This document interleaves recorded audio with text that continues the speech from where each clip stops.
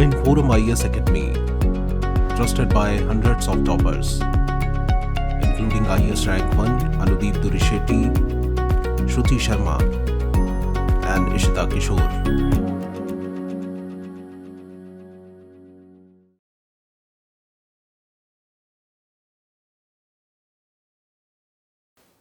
Hello everyone, welcome to the next topic in the video series Key Concepts in Anthropology.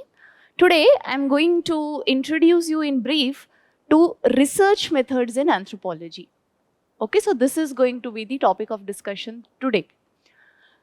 Now, when we were talking about guiding principles, I have been talking to you about fieldwork tradition, cultural relativism, etc. So you got a first-hand idea of how research actually functions. We were also discussing the other day, what does the term ethnography or ethnology means and what is the difference between the two. So suppose we are anthropologists and we go to the field to research on a particular tribe. How will we conduct the research? What should be the primary methodology which should be employed by us to do the research? That entails this particular section. Now, before directly jumping to techniques or more specifically tools, let us first try to understand what are the kind of sources, okay, from where we can do anthropological research. If you remember the other day, I was telling you about a category of anthropologists called armchair anthropologists who basically sit in a chair in a library and do their research from there based on certain already published books, right? That was called armchair anthropology, and that was criticized for a lot of works because it was not providing the perspective to be more sensitive to the tribal or the cultures under study, and therefore there was always a inherent bias, which is also called as ethnocentrism, right? I hope all of this you remember. Now, when we are going to expedite on a particular topic of research in anthropology, the primary data or the primary idea which we have to frame for the particular topic under study has to come from a particular source. Now, what are those sources and of what kind can they be? So broadly here, there are two types of sources, the primary sources and the secondary sources.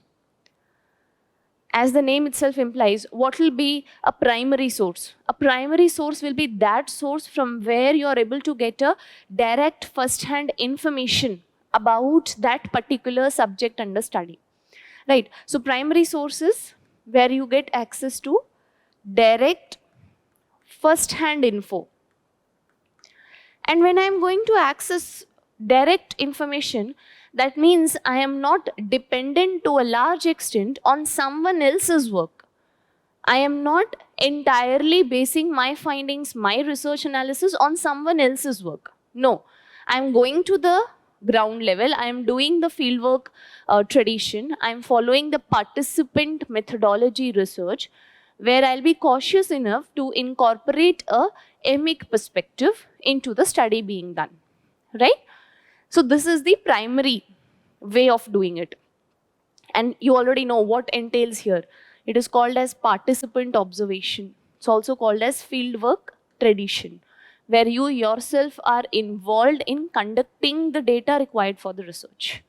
The second or the secondary sources are those sources who have already researched on the particular culture or a topic and they have written about it. So therefore, my secondary sources can always be certain kind of journals.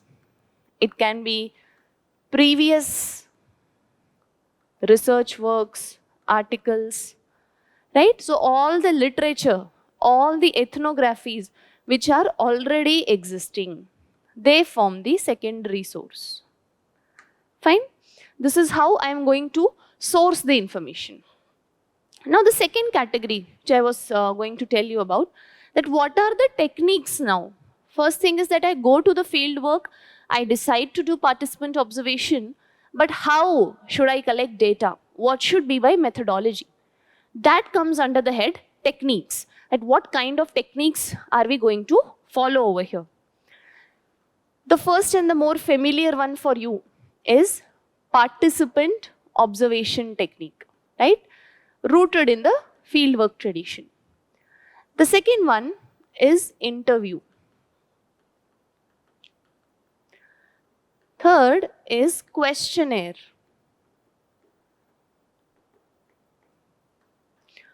Fourth is schedule. Fifth is case study. Sixth is genealogy. And the more recent addition to this, which I am going to do, is about the softwares. Okay, so this is a emerging pointer now. I have been talking about this to you, that we are living in the age of a digital revolution. Therefore, digital technologies have affected every realm of every discipline whatsoever, right? So therefore, the softwares which we are going to use for quantitative and qualitative analysis also form a very important role for anthropological research today. Now see, what is an interview? So where you are doing a face-to-face session with a local from a tribal culture or a guide or an informant, anybody. That is a normal interview, right? It can either be formal interview or it can be informal. In a formal interview, you generally, mail the question list which you're going to ask for. The interviewer knows about what kind of domains are you going to ask. Whereas informal interview is more prompt, right? What is a questionnaire then? You all must have filled some kind of questionnaires on your emails at some point in time in your lives. So what is a questionnaire? It is a set of questions which have been prepared and they have been mailed it to you. So that means it is now your obligation or your responsibility to make sense of what the question is asking of you and then filling it and sending it. And there is no option for you to clarify if there is a particular doubt with respect to a question, right? So questionnaire is a set of questions. Basically, it is a document, so which is sent or mailed to the respective people. They have to understand the questions, interpret the questions, and then give the answers via mail or post, whatever. Now, a schedule is a slightly different form which incorporates the features of both interview and questionnaire, whereby it is still a questionnaire, a set of questions, but you are giving the questionnaire yourself to the person. So therefore, you are available in person, in front of the person, to solve any kind of difficulties arising out of understanding the question. So if suppose somebody has a doubt with respect to a question, they can ask you immediately. That is the meaning of a schedule, right? And one more thing, you will also understand that in questionnaire, you cannot be sure that how much percentage of people are going to revert back with a reply.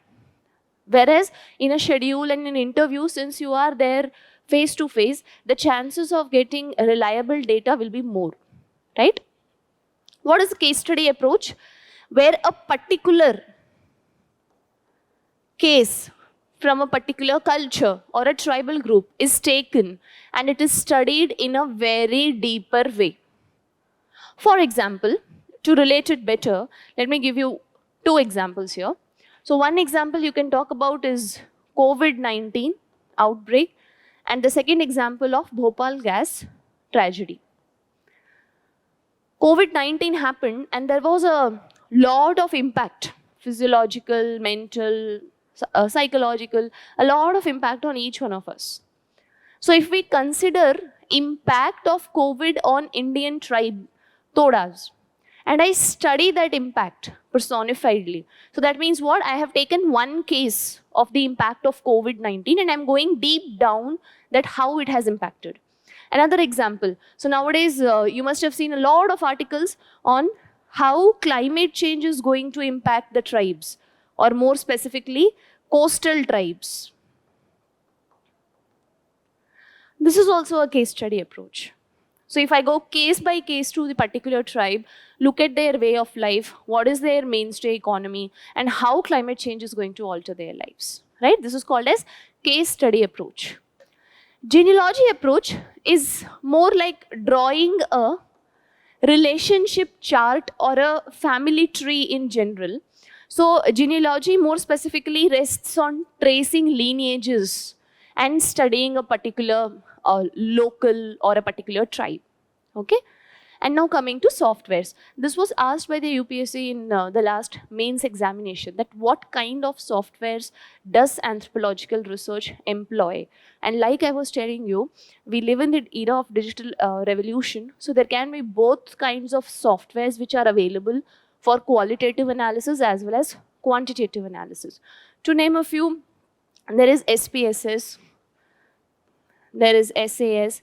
These are for generally quantitative analysis, where you have to do data analytics and you have to analyze certain percentage of a particular target group which you have been studying, right? JMP, etc. Okay, so this is a brief overview of how anthropological research functions. I hope you have understood this. More on this in our lectures. Thank you.